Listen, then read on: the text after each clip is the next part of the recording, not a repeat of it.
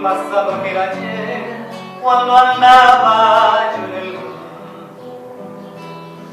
La conciencia me acusaba de lo malo que yo hacía, y más en mi alma no tenía. Pero al final yo comprendí que el evangelio es poder y que cambia muchas vidas. Transformó mi corazón al momento que creí que Jesús murió por mí.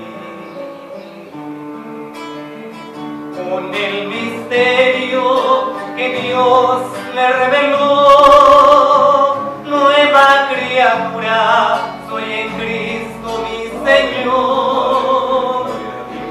A renacer y ahora vivo para Dios, es todo gozo, paz, amor y una esperanza más allá.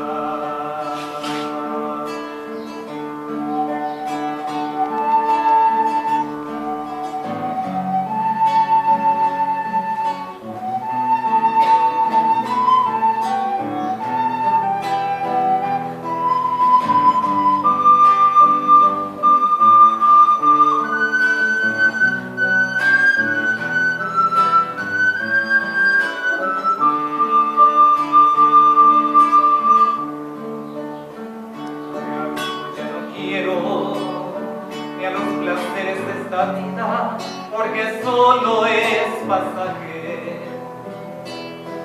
Ahora vivo para Dios, vivo solo para Él, y puedo testificar con el misterio que Dios me reveló.